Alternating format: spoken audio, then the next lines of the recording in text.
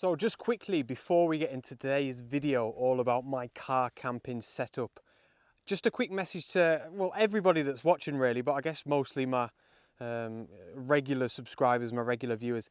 Stick around because I've got a little bit of an offer, something to talk about briefly at the end of the video.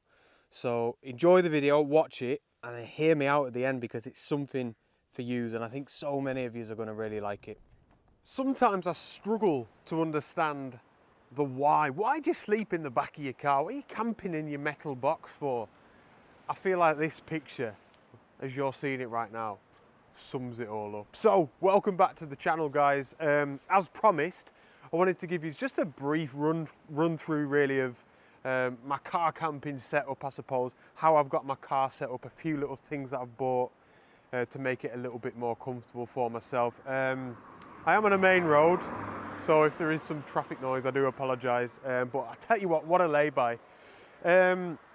Firstly, if you're new to my channel, welcome. My name is Henry. I'm a full-time landscape photographer. And does that explain why I do this? Maybe. Basically, instead of driving from my house to amazing locations like this, I'm in Scotland here, I can park somewhere like this, wake up first thing in the morning when the light is at its best, and here I am, ready to take photographs. Anything that I mention within this video, I'll put a link to down underneath the video in the video description or in the comments, something like that, so you can have a closer look at it. Like I mentioned on this photography trip to any of my regular viewers, I've bought one or two little mod cons to make it a little bit more comfortable for me. So let's get into it.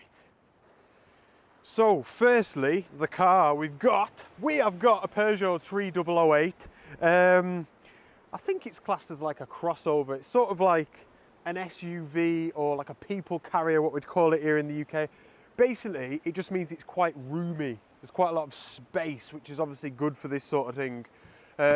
So let's get onto the bed, I suppose, firstly.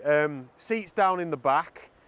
And I have got this Vango air mattress here, which is an absolute beast. It's a double. It's actually a little bit too wide for the back of the car even. There we go, Comfort 10 double. Again, like I said, everything will be in the video description below. You can click on a link to go and find out a little bit more. They all will be affiliate links, so if you want to purchase any of this stuff, if you could buy it through one of my affiliate links, that would be amazing. I get a little bit of a small commission. You don't have to pay any extra, so win-win if you want to support the channel. But yeah, Vango Comfort 10 double. This is one of the main things that I wanted, was a comfortable sleep setup. To be fair, this was rule number one, because at the end of the day, guys, we're sleeping in a metal box. So if I could get it as comfortable as possible, it'd be a lot more encouraging. I'd get good sleeps. I'd wake up feeling nice and creative. And yeah, this is a fantastic setup, I have to admit. So comfortable. It's a little bit, it's got like thermal qualities as well, so I've been red hot at night.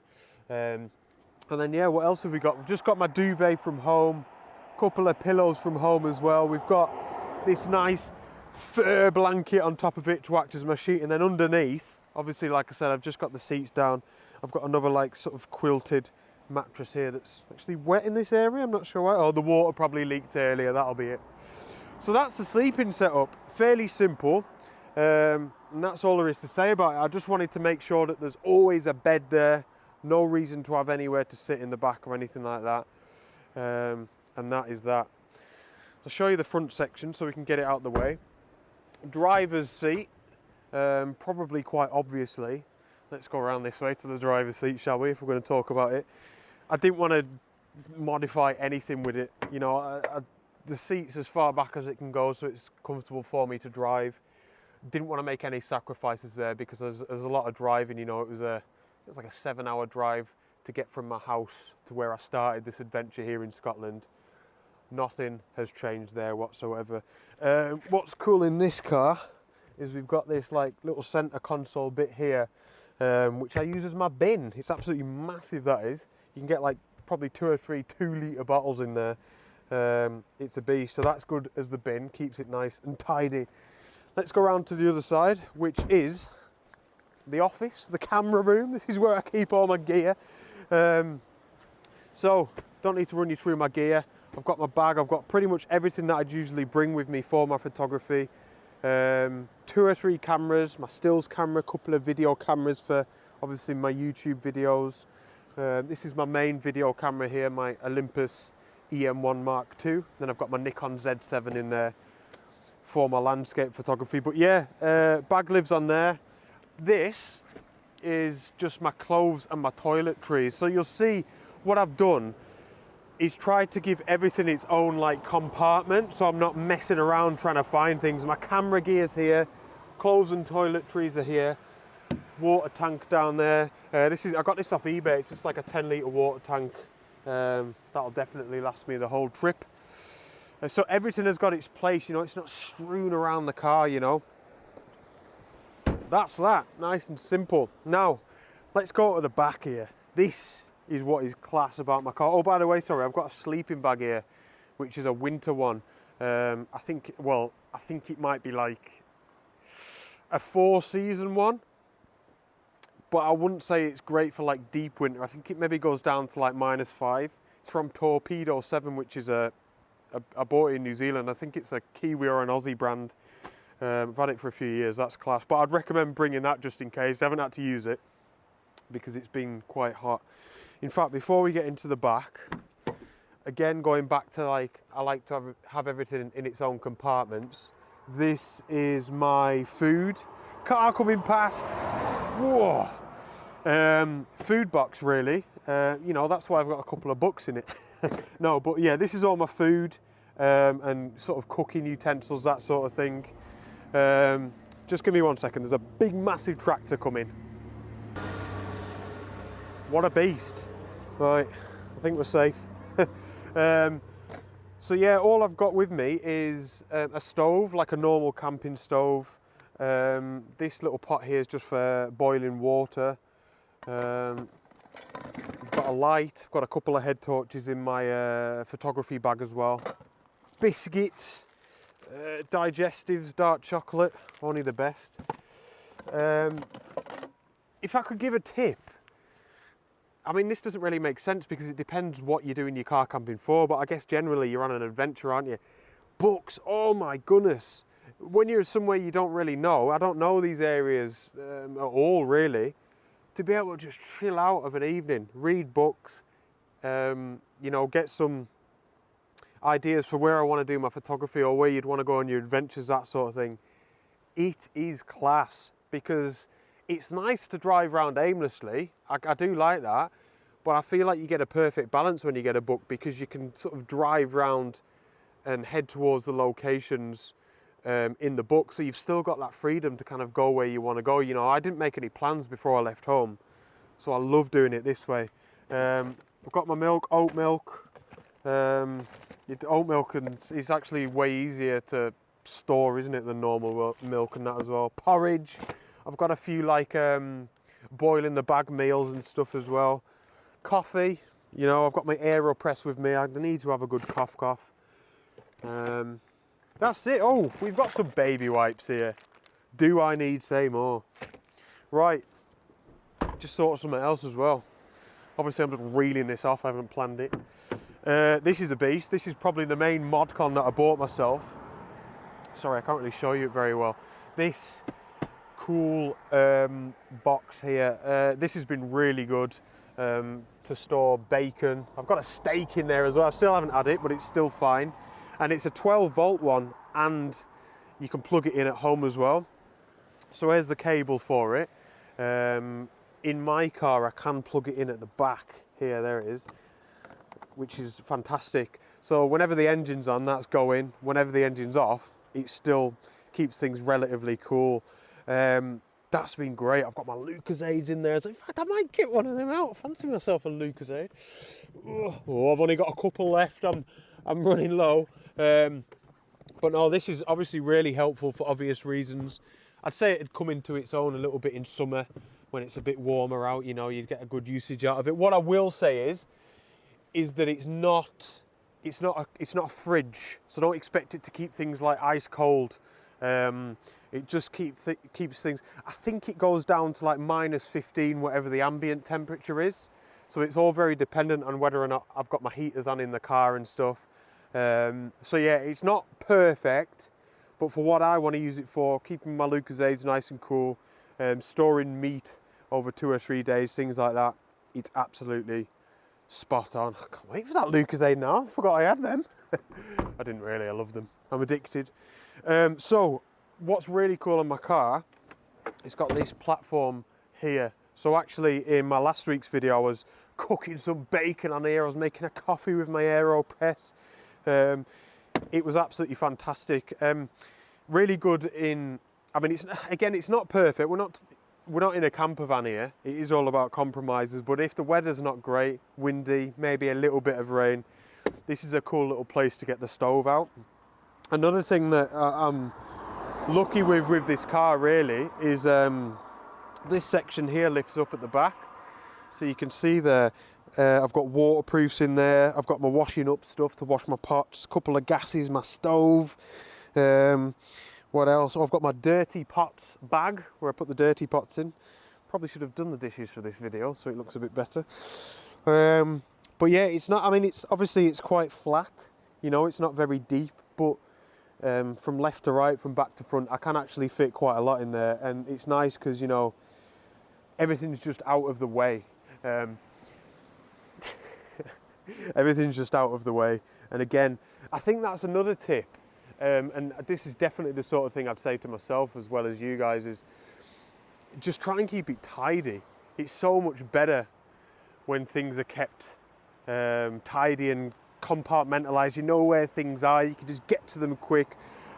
Last time I did car camping was last year, and I didn't really buy anything. It was literally just in the back of my car, my old car, on a yoga mat with a sleeping bag, and everything was just messy. And this, honestly, now that I've had it like that and I've had it like this, worlds apart. This is so much better. So yeah, it's lovely to have this little section in the back here. Now, give me a second. I'm just going to get a couple of things out here that I want to show you. A couple more mod cons, which I haven't even used yet, but we'll get into it.